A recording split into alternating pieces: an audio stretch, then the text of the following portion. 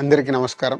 మన ఈ మధ్య నిజామాబాద్లో మేము సంక్రాంతికి వస్తున్నాం ఈవెంట్ చేయడం జరిగింది. అది నిజామాబాద్ పట్టణంలో ఫస్ట్ టైం.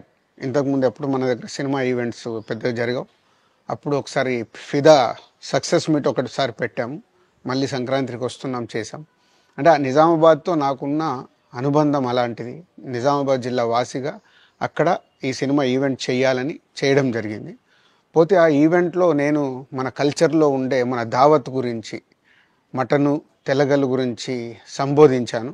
నేను ఆ మాటలలో తెలంగాణ వాళ్ళని నేను అవమానించానని, తెలంగాణ మీద హేళన చేశానని కొంతమంది మిత్రులు కామెంట్స్ చేసి సోషల్ మీడియాలో పెట్టారని తెలిసింది. నా ఉద్దేశం అదే స్పీచ్లో లాస్ట్లో చెప్పడం జరిగింది. తెలంగాణ మన కల్చరు, మన దావత్తు నేను మిస్ అవుతున్నాను. సంక్రాంతికి 2 సినిమాలు రిలీజ్ అయ్యాక మన తెలంగాణ కల్చర్ దావత్ని నాకు చేసుకోవాలని ఉందని. సో మన కల్చర్ని అభిమానిస్తాను నేను. అదే అర్థం చేసుకోకుండా దాన్ని కొందరు సోషల్ మీడియాలో రాద్ధాంతం చేస్తున్నారని తెలిసింది. నిజంగా మీరందరూ ఆ మాట వల్ల ఏదైనా హర్ట్ అయి ఉంటే నన్ను క్షమించండి. ఎందుకంటే నా ఉద్దేశం అది కాదు.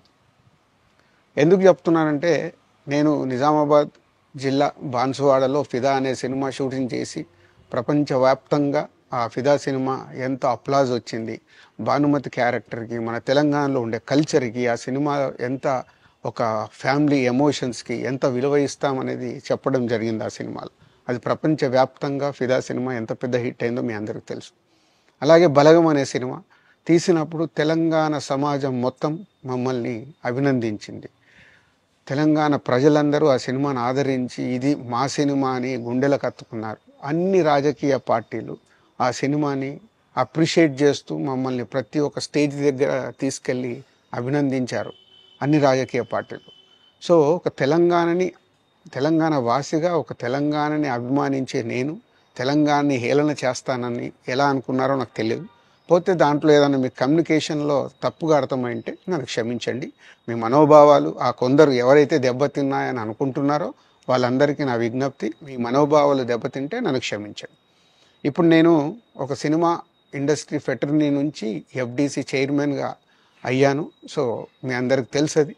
సో ఇటు సినిమా ఇండస్ట్రీకి అటు ప్రభుత్వానికి మధ్యలో ఉంటూ సినిమా ఇండస్ట్రీకి అవసరపడ్డట్టుగా నేను అన్ని సహాయ సహకారాలు చేస్తూ ఈ హైదరాబాద్లో హెల్దీ వాతావరణము, తెలుగు సినిమాకి, తెలంగాణలో అభివృద్ధి చెందాలనుకునే యువతకి అందరికీ నేను ఉపయోగపడేలాగా ఉండాలి.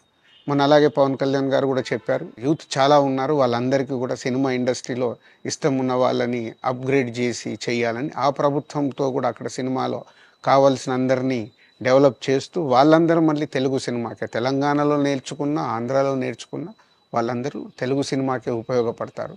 సో అందరికీ, తెలంగాణలో ఉండే అన్ని రాజకీయ పార్టీలకి నా విజ్ఞప్తి, నన్ను రాజకీయాల్లోకి లాగకండి. అలాగే ఎఫ్డీసీ అనేది కూడా సినిమాకి ఉపయోగపడే అలాంటి అభివృద్ధి పనుల గురించి అవే చేస్తాను తప్పితే అది రాజకీయాలకు సంబంధించింది కాదు.